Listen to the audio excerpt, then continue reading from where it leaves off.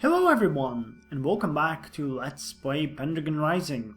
We are now at Chapter 7, A Matter of Law. Snow, grumbles Kai. It's supposed to be near the spring, isn't it? Jesu Christos, curse you to hell. Arthur up Uther, but my toes are cold. It's not his fault, says Morgan. It's Gavaine's family, after all. Oh, I know, says Kai. Little brothers, hand fasting, and all of that. Yes, I understand. So that's why Gavaine's here. But you dragged us here, Arthur, because you need to make sure of Gavaine's father's warriors. Don't deny it. I don't, you say. It's needed. Even with Cadell's men, it's needed. King Lot is the most powerful man in the north. Gavaine pledged his father's warband to our cause, but Lot is a proud man. We need to make certain of him. So here we are, says Kai gloomily. Politics makes for cold toes. He lowers his voice. And cold company.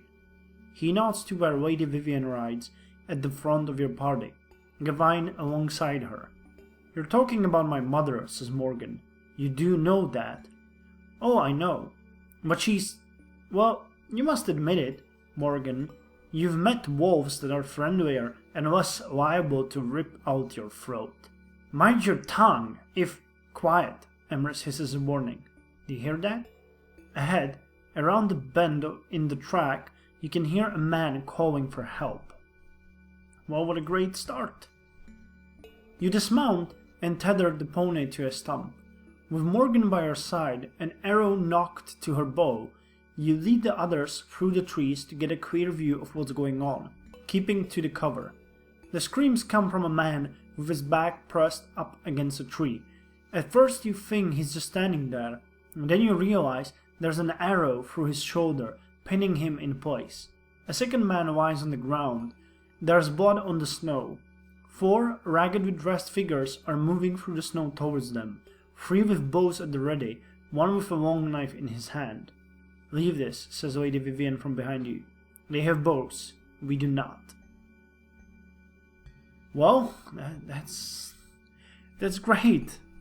We either attack them, or we can threaten the outlaws, try to scare them off, or I'll obey Vivian. The odds are against us. I don't think this is a good situation to be at.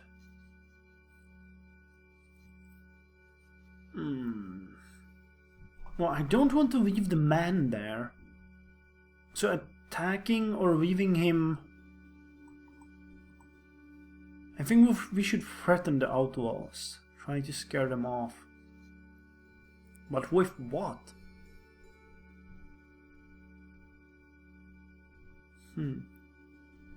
How many are there? 3. And we have a couple of men.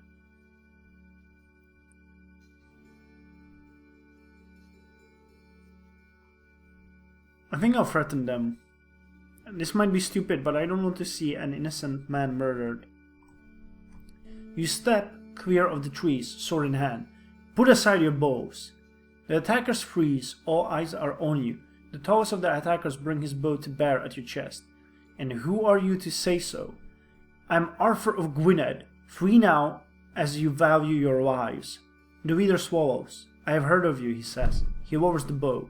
We don't want trouble with you. Slowly, he and his men step backwards, eyes on you. Gavaine growls, and the men flee. Emrys and Morgan quickly determine that the man pinned to the tree is wounded, but will survive as he's bandaged and cared for. His name is Malcolm, he tells you, a serving man to the Lord who now lies dead in the snow. We'd stopped for a bite and they came upon us, he says. There was nothing I could do. We were bound for Garwalt. For the wedding, for the same destination as you, the home of King Lot. It seems the feast will be short a guest. Gavaine puts the body over his pony. Emrys binds Malcolm's wounds, and Gavaine supports him as you carry on your journey. Morgan rides up beside you. So, she says, I suppose you want a proper explanation of who everyone is, and who you should be paying attention to. You can try, but I'm not sure it will stick, you say. Even knowing you're related to Gavaine is confusing enough. You're his aunt, So you're his mother's sister, yes? Morgus is much older than me, she says, and she's his stepmother, so I'm not truly related to him. So, she's wife to King Lot. They have 3 sons. Gawain is the eldest, Agravain is next, and then Gareth. And it's Gareth who's getting married, and he's marrying the daughter of another king. Yes, I know. Don't discount that. The king of Strathclyde is not as powerful as King Lot, but he's another one who would make a good ally. Between the 2 of them, they hold the north against the Saxons. This joining is important. I understand. So, who should I watch out for? All of them. She sees your expression. Save Gareth, that is. I have always liked him. But Lot, Agravain, they have little respect for Uther, and won't see much need for this alliance that Gawain has made. You're lucky to have him. What about your sister? Morgus? I love her dearly, but she's the worst of them all. Do not try to sleep with her, Arthur. What? Why would it matter to you? Well, for one thing, we slept with Morgan, so don't be an asshole. I promise I'll be careful. I wouldn't even think of it. That seems better. Good. Her slow smile is a shared moment before Kai catches up the 2 of you. How far is it? I swear it's getting colder. Garwald is a grey snow-bound fortress that clings to a headland on the shores of a cold sea.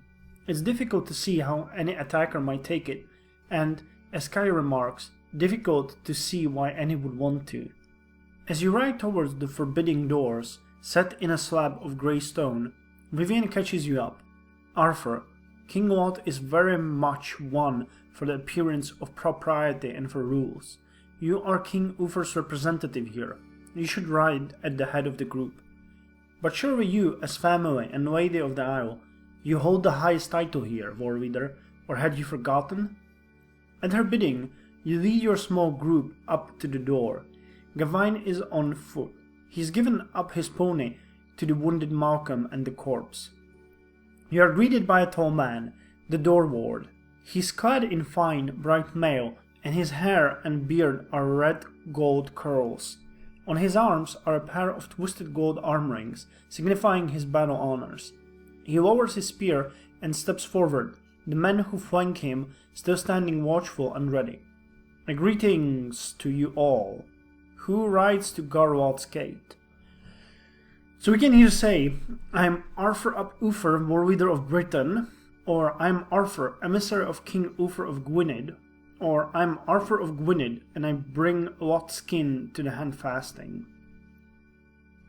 This one sounds like I'm a douchebag.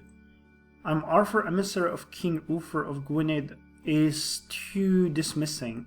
So I think I'm gonna go, I'm Arthur of Gwynedd. That seems neutral enough. The door ward nods, face stern. I ask you now to take the guest oath. Do you, Arthur, swear that your people shall work no ill against the king and people of Lothian while you remain in his hall? By Almighty God I swear. In the name of Bran the Blessed, Gwydion and bright Arianhold, I swear. Or by my honor and the honor of Gwynedd, I so swear.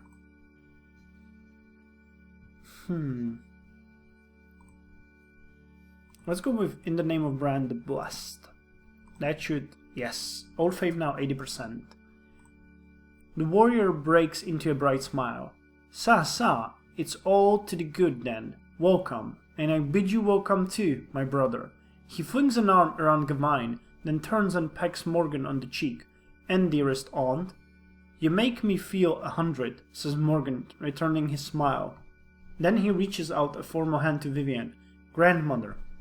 Gareth, if I hear that word pass your lips once more, I will skin you and make a fine coat for your new wife to wear.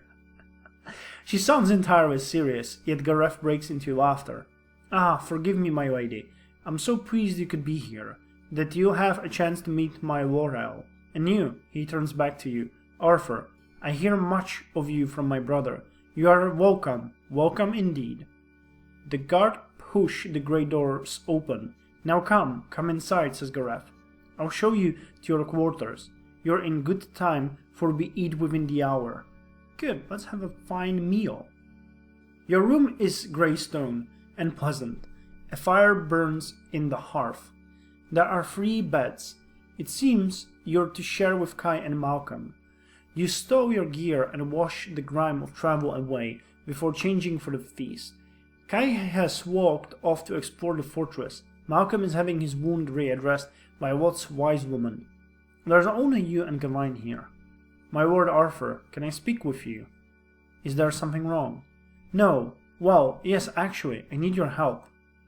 What? The big man sighs. My family, my father and I, we do not get along so well. We have different views of the world, I suppose. He is not the best of men with the truth, and he always has to find some way to see others belittled. My brother Agravain, he shakes his head. Agravain thinks only of himself, and my stepmother, she's difficult. Morgan told me some of this. What help could I be? I will not have Gareth's match, a match he makes for love, ruined by my family's stupid games, he says. I know my father. He will have something up his sleeve. He's still angry for me pledging to your cause. I suppose I want you to be careful and don't trust fair words. Well, Gawain, you're a man that I respect, so I'll be on my guard. I won't let your brother's handfasting be ruined, or I'll do what I can. But remember, at the end of all this, I need your father's warriors. I won't let your brother's handfasting be ruined. Thank you, Arthur. It means a great deal to me. I understand. King Saul's Hall is a finer one than the long hall at Dinas Emrys. Although not near as large, it's taller, with great oak rafters supporting rings of tallow candles. 4 great fire pits burn at the corners of the room, sending smoke up to hover amongst the beams, which are carved with swirls and spirals that look like something the Pictish folk would paint on their bodies. 3 frescoed tables run the length of the hall, and Lot and his family sit at the head of the central one. Gawain leads you to that table as honored guest, and as you approach, Lot rises. Ah, the war leader of Britain! Greetings to you, Arthur ap Uther. I hope your journey was not too arduous. Thank you for bringing my family together once more. Around the table sit Gareth, next to a young woman with pale gold hair, presumably Laurel, and a tall, lean-boned man who, from his coloring, must be Agravain. Next to Lot sits a beautiful woman with raven-black hair and, to your shock, Morgan's features, if more well-fed. This must be Morgus. I still don't know how to pronounce that. Morgus, I guess that's correct. Next to her is an older man, seamed and white-haired, but with a firm jaw and keen dark eyes. This must be Duncan, King of Strathclyde, Laurel's father. King Lot gestures you to your seats. You find yourself next to Morgan, who meets your eyes, smiling warmly at you, and then seems to realize she's doing it and hastily looks away. Kai looks across the table at you and waggles his eyebrows. Honored guests, says King Lot, rising to stand once more. It is a good day that you are all here. My son and my daughter-to-be will not wed until the morrow, but I have had something put into my hands this day, which I cannot wait until then to show you. Indulge me, as my wife is fond of telling me I am a little boy at heart. His broad grin is infectious. This is not the dour northern chieftain that you expected. He raises a hand, beckoning. A flaxen-haired woman in braid-edged clothes steps forward, bearing a long bundle in her hands. She's tall, with scarred hands and a seamed face, and eyes of brightest blue. Saxon. Kai can't help saying it loud in his surprise. You see Duncan's hand grip his sword reflexively, eyes on the woman. Lot nods. Yes, indeed, Kai ap Ector. Marfa is a visitor to our shores, as I understand you are? She is a craftswoman of great renown amongst her people, and she brings me this. He takes the bundle from the Saxon woman and unwraps it. Inside is a sword that makes you draw a breath. It glitters in the firelight, the steel of the blade faceted, patterned like the bones of a fish. The hilt is of golden metal and looks to be a tracery that chases itself around and about like twisted ivy. Wow, I can hardly imagine that. The grip is silver wire, the pommel is of gold again, and bears the sign of a leaping fish. This I had made for you, Duncan of Strathclyde, says Lot, holding the hilt towards Laurel's father, to be a symbol of our newfound alliance. Duncan keeps his composure, but it's clear he realizes the magnitude of the gesture. King Lot, the gift of your son is enough for any father, but this, it is generous beyond words. Don't thank me yet, says Lot with a quick grin. It's not yours until the deed is done, and now I see it, I have a fancy to keep it for myself. So I think you should be keeping a close eye on these two. Laurel, can I press you to another jug of wine? There's laughter. Lot wraps the blade again, and sets it in the hands of a serving man. Take this, he says, and see it set in the strong room. We'll fetch it again tomorrow eve. He raises his cup. And now we should celebrate, for all my family is now here. To family! To family! The toast echoes around the hall, and the serious business of feasting starts. I have a feeling there's something going to happen to that sword, and he's gonna blame the other king. So, brother, that's your famous Arthur, is it? Got you well trained. Seems you're following him around like a lapdog. That's a fine sight for the people of Lothian. Agravain, Gawain covers. Mind what you say. Arthur's an honored guest here. Oh, come on. The man's an upstart and a foreigner. What are you doing following him? Think what you like. He's a damn good choice, even if he doesn't know it himself. He'll surprise you. Fair enough, brother, fair enough. Maybe he'll surprise me, although I doubt it. Just try and have some thought for your own country, will you? Interesting. As the meal breaks up, so too do people start to mingle, standing or sitting in small groups and talking. You can see Gawain with his brother Agravain. You get the distinct impression that there's some heat to their words.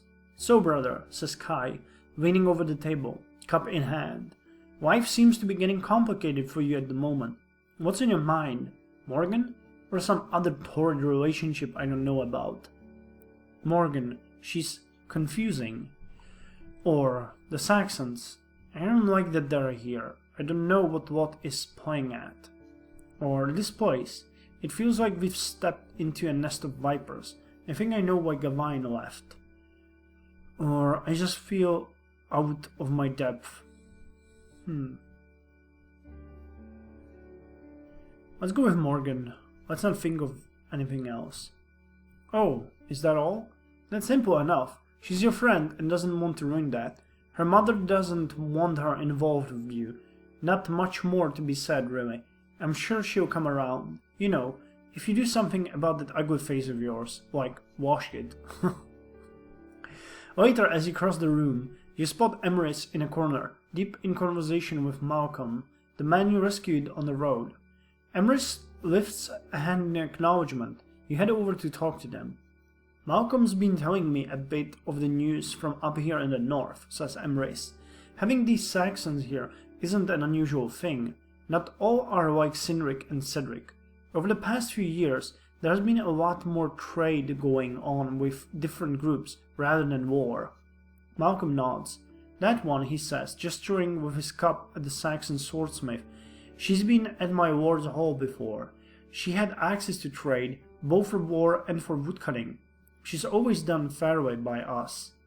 What happens to you now? You ask Malcolm. When I'm fit, I'm for home. Lot has already sent a message to my lord's kin to give them the news, but I need to get back there. And he's arranged for men to go out to find any trace of those bandits and where they hide themselves. Thank you. Oh, we were just in the right place, says Emrys. The will of the gods, or the random chance of the world, take it how you will. Malcolm raises his cup to you and then heads to find more food. Emery's brows furrow as he looks around the room. The stonework could be Roman, he says to you. Isn't that odd? I wonder which outpost this might once have been. His expression, in that moment, seems to be that of a deeply befuddled woodpecker. You abruptly burst out laughing, and when he makes it worse by peering at you quizzically, it takes you half a minute to catch your breath. Yes, well, now that's over, he says crossly. Is there some advice I can give you, O great war leader of Britain? I don't think I've ever met anyone like you. Or, when we met in Dinas Emrys, you helped Uther. Thank you for that. Or, how do you suggest I get Lot on my side? Let's not do that, let's go with when we met.